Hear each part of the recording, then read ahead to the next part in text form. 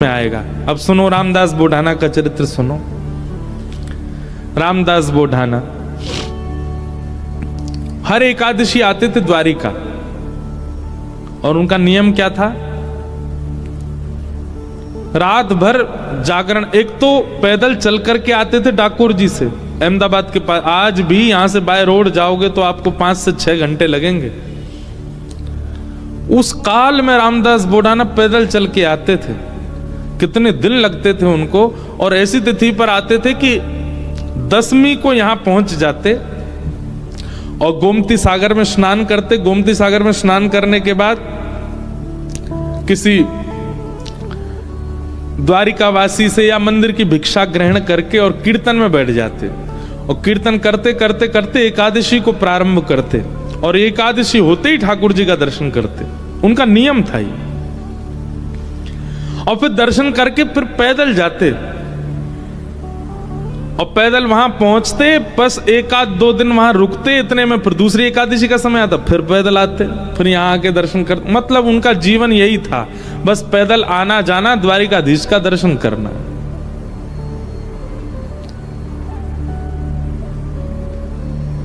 अच्छा, कई बार ऐसा होता है बंधुओं कि किसी वैष्णव भक्त के नियम को देख करके हमको लगता है यार ये इतना कठिन कैसे कर रहा है, पर नहीं। जब तत्परता और उत्साह अधिक मात्रा में किसी वस्तु की प्राप्ति का होता है तो फिर पीड़ा नहीं होती।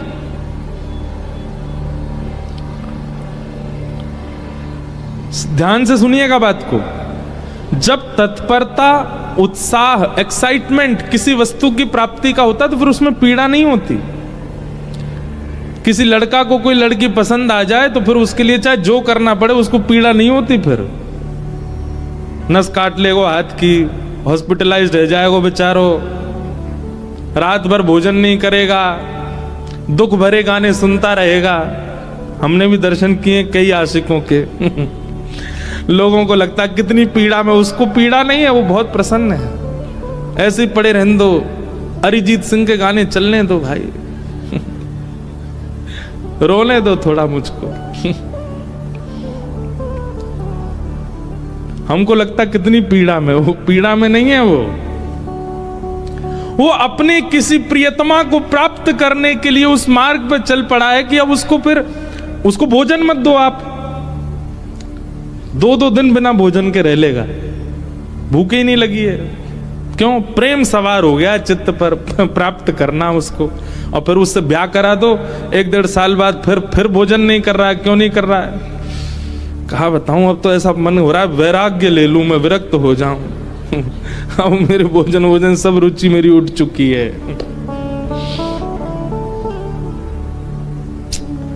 पर यही अंतर है, संसार की किसी वस्तु की प्राप्ति में भी आप तत्परता दिखाते हैं, पर उस वस्तु की प्राप्ति के बाद कहीं ना कहीं आपकी जो तत्परता पहले थी ना वो घट जाती है। पर वही भगवत मिलन की तत्परता जब होती है ना, तो मिलन के बाद भी तत्परता बनी रहती है। और मिलन के बाद भी, ठाकुर जी से मिलन के बाद भी तत्परता आपकी नहीं बनी तो इसका मतलब ठाकुर जी मिले ही नहीं। यहां तत्परता कभी समाप्त नहीं होती। संसार में और ठाकुर जी में यही अंतर है। यहां तत्परता अखंड रहती है और वहां खंड खंड खंड हो जाती है। और वस्तु की प्राप्ति में जो तत्परता, उसमें फिर कष्ट पीड़ा का अनुभव नहीं होता, फिर तो अच्छा लगता है। तो रामदास बोढ़ाना जी इतना पैदल चलते थे, 10-10, 12-12 दिन लगा करके द्वारिका आते थे। लोगों को लगता था अरे राम कितना कठिन, पर उनको वो पीड़ा का अनुभव नहीं होता था, वो तो बड़े प्रसन्न रहते थे। कई लोग मैंने देखा वो एकादशी के दिन अन्न का त्याग रखते हैं। एकादशी करने वाले भी बहुत प्रकार के होते हैं। एक होते हैं वो अन्न नहीं खाते, एक होते हैं वो अन्न भी नहीं खाते और मौन भी रहते हैं, एक होते हैं वो अन्न नहीं खाते फलाहार करते हैं। और दिन तो 3 बार भोजन करते थे, एकादशी वाले दिन 5 बार करते हैं। उस दिन फलाहार, हम फलाहार कर रहे हैं ना, कुटू की पकौड़ी, कुटू कचौड़ी, ये वो 5 बार खाते हैं। पर कई लोग बड़ा कठिन भी करते हैं। वो कैसे करते हैं? केवल सेब या अमरूद या जो भी फल वही खाएंगे, वास्तविक फलाहार करते हैं, रसोई में बनी सामग्री नहीं पाते। कई लोग ऐसी एकादशी करते हैं और कई लोग फल भी नहीं खाते, जल भी नहीं पीते, निर्जला एकादशी करते, पूरे दिन कुछ नहीं पाते। अब लोगों को लगता है राम राम कितनी पीड़ा, पर जो करता है ना उसको उसमें सुख मिलता है। और क्षमा कीजिए, अगर ये एकादशी जो लोग करते हैं उन लोगों को भार जैसा लगता है, कब आएगी द्वादशी, कब निकले फिरते खामे रोटी, मत किया कीजिए आप। ये कोई जबरदस्ती नहीं है, ठाकुर जी कोई कह नहीं रहे आपसे करो।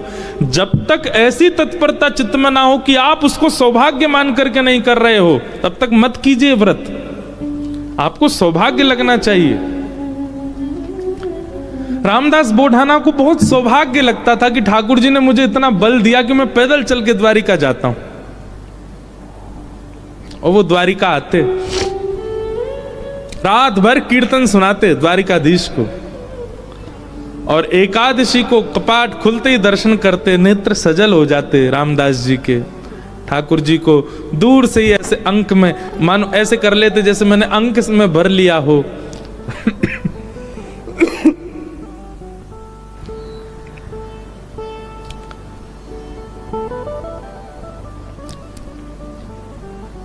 ठाकुर जी दया आ गई एक दिन,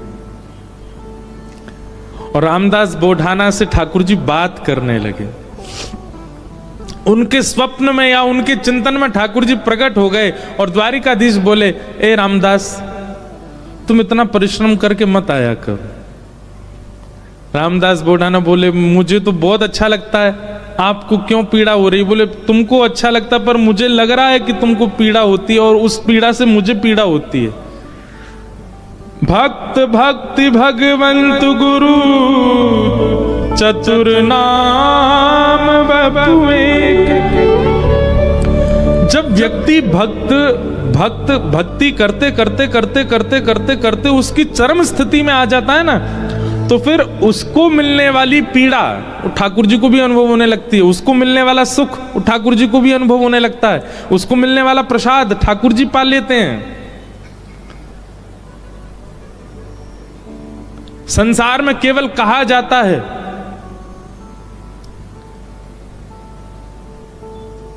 लेकिन यहां वास्तविक होता है कि आप पाओगे पेट उनका भरेगा और ठाकुर जी पाएंगे पेट आपका भरेगा। कितने ऐसे प्रसंग मैं आपको सुना दूं।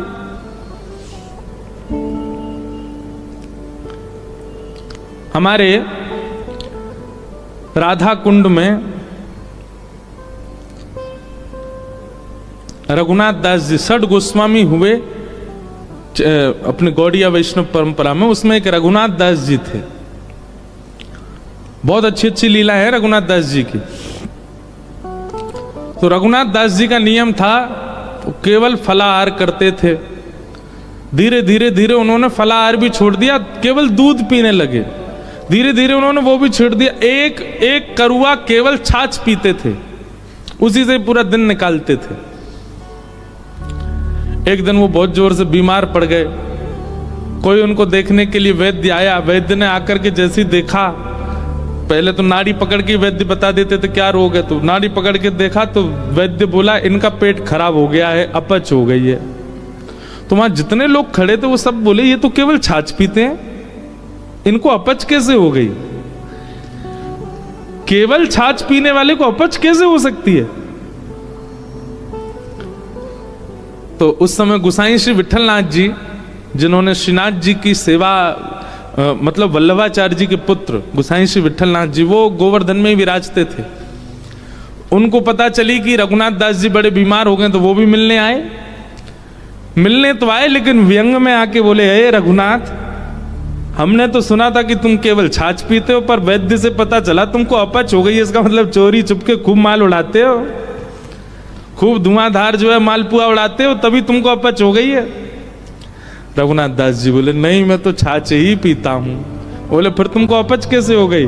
बोले, मैं तो प्रत्यक्ष रूप से छाछ पीता हूं, पर जब मैं मानसी में जाता हूं, नेत्र बंद करके चिंतन में जाता हूं, वहां प्रिया प्रियतम 56 भोग खिलाते हैं, उससे अपच हो गई मेरे को। और वो अपच प्रत्यक्ष में दिखने लगी। अब सोचो, इस बात पर पढ़े लिखे लोग विश्वास नहीं करेंगे, पर यह वास्तविकता है।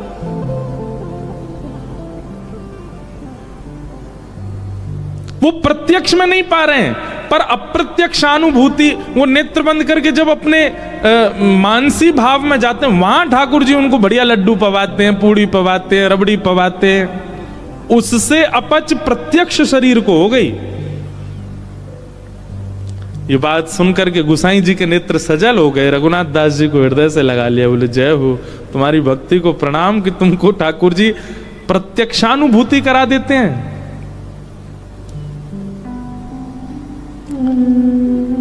रामदास बोढ़ाना ठाकुर जी से बोले, भगवान मुझे पीड़ा नहीं है, मुझे बहुत सुख मिलता है। भगवान बोले, तुमको पीड़ा नहीं, पर तुम्हारी पीड़ा हमको लगती है, इसलिए तुम मत आया करो।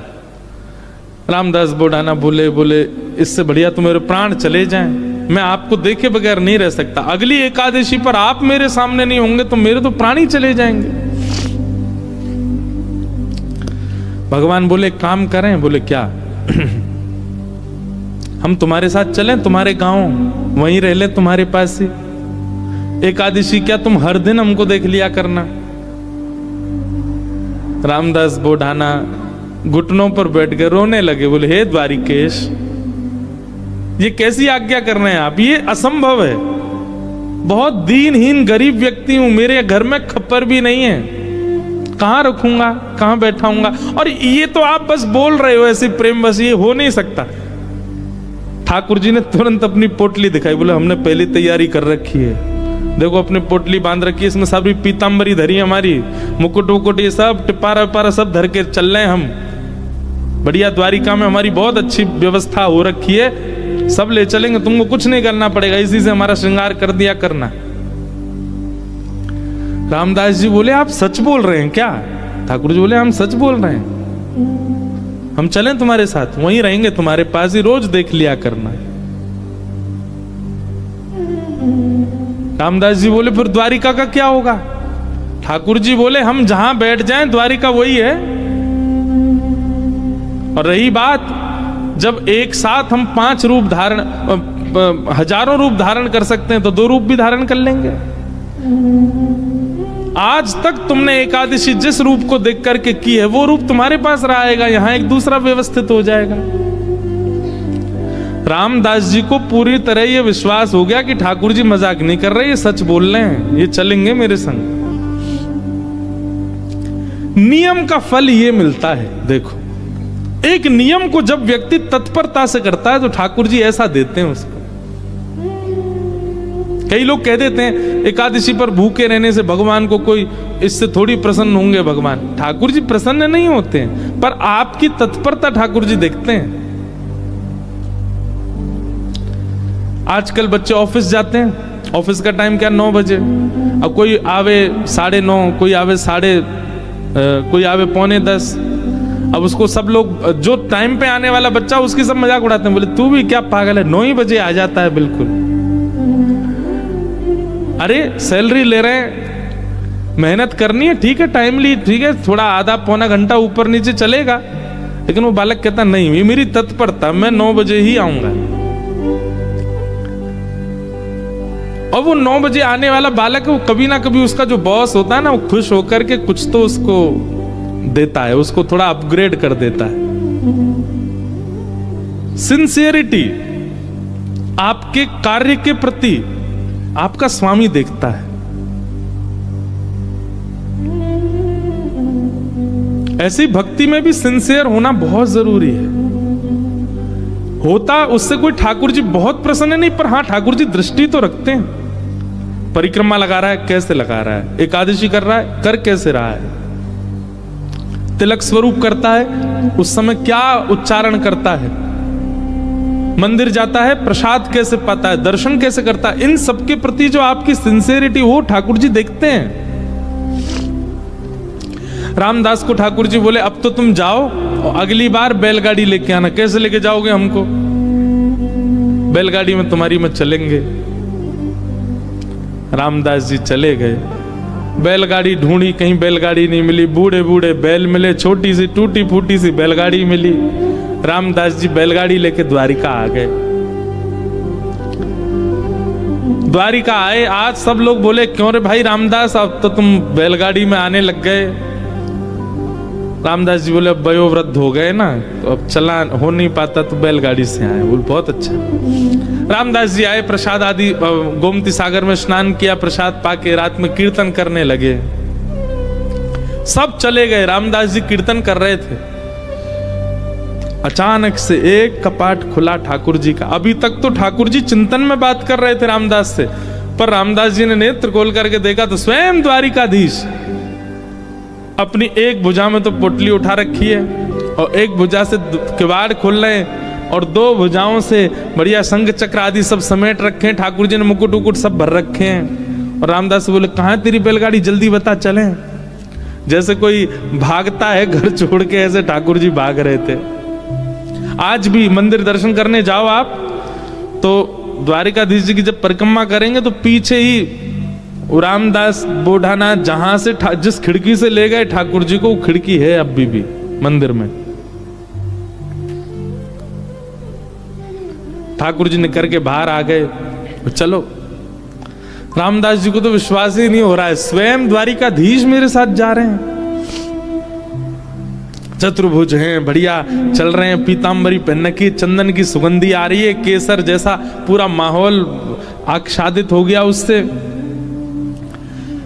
ठाकुर जी जैसे ही गए, रामदास जी बोले भगवान टूटी फूटी बैलगाड़ी है, बैठ जाओ। ठाकुर जी ने जैसी बैलगाड़ी देखी, ए रामदास त्रिलोकी का भार लेकर के मैं इन पे बैठा, फिर तेरे बैल तो दब जाएंगे नीचे। भगवान अब क्या करें, यही व्यवस्था मिली थी। इतना सीधा, इतना भोला रामदास। ठाकुर जी बोले काम कर, तू बैठ, हम चलाते हैं बैलगाड़ी।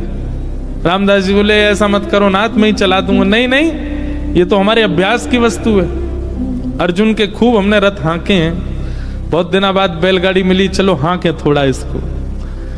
और रामदास पीछे बैठे हैं और ठाकुर जी आगे पैर लटका के बैठे और बैलगाड़ी चला रहे हैं। ठाकुर जी के स्पर्श होते ही बैलगाड़ी तो बिल्कुल नवीन हो गई, बैल बिल्कुल युवान हो गए। यहां मंगला का समय हो रहा था, सूर्य उदय हो रहे थे धीरे धीरे। ठाकुर जी बोले रामदास, इस सुबह होते ही सब पंडा पुजारी भागेंगे, ढूंढेंगे, देखेंगे मंदिर में तो मैं हूं नहीं, सब आ जाएंगे। ये हमको बीच रास्ता में ही पकड़ लेंगे। तभी थोड़ी दूर ही पहुंचे थे, वहां एक बाबरी थी, एक सरोवर था। ठाकुर जी ने कही तुम हमको नीचे छुपा दो ताकि कोई हमको ढूंढ ना पाए, क्योंकि ढूंढने वाले तो आएंगे और जब ढूंढ डाल के चले जाएं, कुछ ना मिले, फिर हमको दोबारा लेके फिर चल देना आगे। रामदास जी मनी मन इतने प्रसन्न हो रहे हैं, बोले ठाकुर जी आपको क्या पड़ी है जाने की मेरे साथ? अरे मैं तो मना कर चुका हूं 5 बार कि ठाकुर जी आप यहीं रह लो, पर नहीं, उन्हीं की इच्छा है जाने की। जब मन ऐसा भटकता है ना ठाकुर जी में, तब ठाकुर जी ऐसा करते हैं, आपके मना करने पे भी चल देंगे आपके साथ। हमारे लाल जी, गिरधर लाल जी,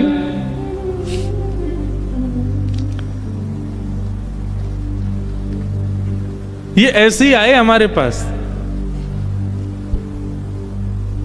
जब प्राप्त हुए थे ना, तो एक बार मैंने तो, अब बोलने में अटपटा लगता है, पर एक बार मैंने तो यही कहा कि मुझे तो श्रृंगार आता नहीं, मुझे सेवा आती नहीं, कैसे करूंगा, कैसे संभालूंगा, कैसे इनकी नथ बेसर धराऊंगा, कैसे इनके नेत्र श्रृंगार, कैसे मुकुट पाक कैसे बनाऊंगा। ये अभी जो ये स्वरूप दिखा आपको, दिखा उसमें, ये साल में एक बार हमारे गिरधर लाल जी जगन्नाथ जी बनते हैं, ये तब का स्वरूप है, रथ यात्रा वाले समय पर। ठाकुर जी को जगन्नाथ, और जो वैसे रूप है वो वाला भी दिखाओ जो सामान्य है। सामान्य सबने देखे ही हैं, श्रीनाथ जी के रूप में हमारे लाल जी हैं, और नेक्स्ट से हैं, छोटे से, पर ये आए स्वयं, और ये स्वयं ही आते हैं, आप नहीं लेते हैं।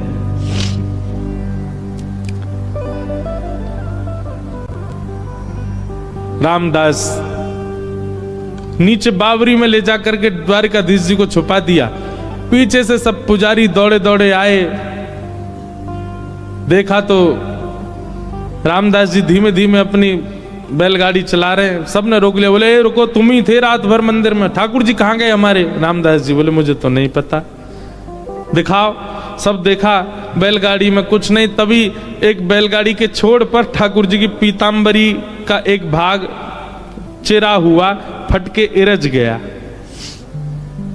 अच्छा, ये सब लीला भी ठाकुर जी जानबूझ के ही करते हैं, क्योंकि कहीं ना कहीं कुछ ना कुछ ठाकुर जी को दूसरों को संकेत कराना है। ठाकुर जी की पीतांबरी का वो अंग वस्त्र जैसे ही मिला, सब लोगों ने रामदास जी को पकड़ लिया, बोले ठाकुर जी तेरे संग ही हैं, तभी तो ये चीरा फटा हुआ है यहां पर, कहां है जल्दी बता। उन्होंने मना किया तो सबने उनको मारना शुरू कर दिया, इतना मारा, इतना मारा, इतना पीटा, बेचारे अधमरे से हो गए, बस श्वास चल रही है, बाकी तो नेत्र बंद हो गए, सुध बुध चली गई, गिर गए धरती पर। पुजारियों ने देखा, बोले ये तो अधमरा हो गया, ठाकुर जी कहां हैं, ढूंढो।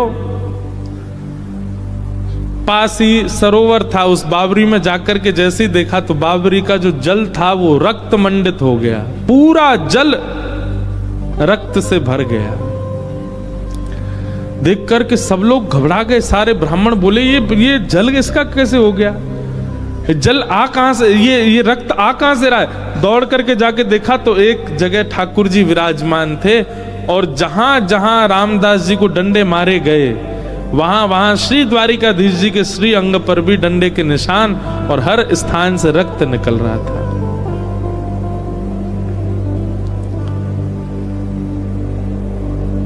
सब पुजारी जी चरणों में गिर गए, सब ब्राह्मण देवता बोले भगवान ये क्या हो गया, बोले ये क्या हो गया, मेरे भक्त को मारते हो, मेरी इतनी आराधना करी, मेरी इतनी सेवा करी, इतना अर्चन किया, उसके बाद भी ये नहीं समझ पाए कि मेरे भक्त और मुझ में कोई अंतर नहीं है। सब क्षमा याचना करने लगे। ठाकुर जी बोले अब कुछ नहीं होगा, अब तो हम रामदास के साथ ही जाएंगे और वहीं रहेंगे। और ठाकुर जी सब देखते रह गए, लेकिन रामदास जी के साथ में ऊपर आए ठाकुर जी, और आकर के रामदास जी को जैसे हृदय से लगाया, सारे घाव ठीक हो गए, और कहा ले चलो हमको। ठाकुर जी गए सीधे और डाकोर जी में जाकर के रामदास जी के यहाँ विराजमान हो गए, और उनका नाम पड़ा रण छोड़ राय भगवान। बोलो रण छोड़ राय भगवान की। उनके यहाँ ठाकुर जी विराजे। सब ब्राह्मणों ने जाकर के निवेदन किया, भगवान से प्रार्थना की, बोले प्रभु आप द्वारिका छोड़ के यहाँ चले आए, और द्वारिका का कैसे अब भरण पोषण होगा, इतने दर्शनार्थी आएंगे, ये सब होगा कैसे चलेगा।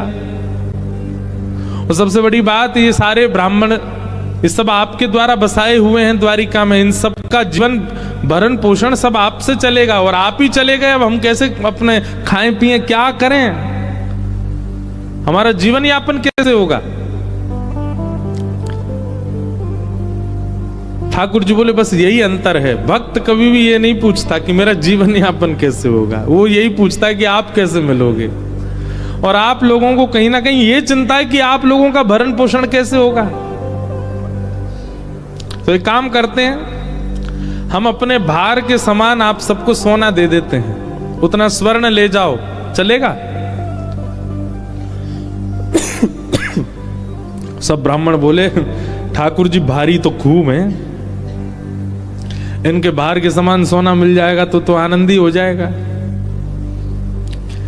ठाकुर जी बोले वैसे ब्राह्मण देवता सब बोले चलेगा तो नहीं, लेकिन फिर भी अब आपकी इतना प्रेम है रामदास से, तो आप तो रह लो यहीं पे, दे दीजिए, इतना सोना ही दे दीजिए हमको, और क्या करें। भगवान बोले लाओ तराजू लाओ। ब्राह्मणों ने सबने तराजू की व्यवस्था करी, बढ़िया सब।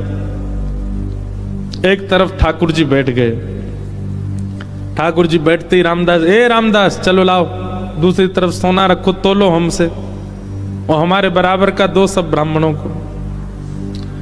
रामदास जी बोले भगवान ये बात नहीं बनेगी, मैंने पहले ही मना किया था, मेरे यहाँ तो खप्पर ही नहीं है, घर में पानी आ जाता है, मेरे यहाँ कोई व्यवस्था नहीं है। आपने ये बात आपको पहले से पता थी, आपने फिर भी देखो अब सबके आगे मेरी नाक कटवा रहे हो आप। अरे कुछ व्यवस्था नहीं है मेरे पास महीना भर में जो व्यवस्था होती उससे मैं द्वारिका आ जाता था, बस इतनी व्यवस्था थी।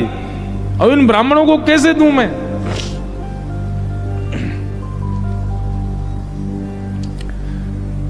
ठाकुर जी बोले तुम्हारी गृहिणी के कान में एक बाली है स्वर्ण की, वो लेके आओ, उससे हमको तोल दो। रामदास जी बोले बाली से तोलना? बोले हाँ उसी से तोलो, अभी हम चमत्कार दिखाते हैं। रामदास जी गए अपनी पत्नी के कान से बाली निकलवा के लिए आए और जैसे ही रखा तराजू में तो वो तो नीचे चली गई, ठाकुर जी ऊपर आ गए, बिल्कुल लटक गए ऊपर ही। और सब ब्राह्मणों से बोले लीजिए, हमने तो कही थी बराबर का सोना, ये हमसे ज्यादा है, देखो हम ऊपर चले गए, ले जाओ इसको।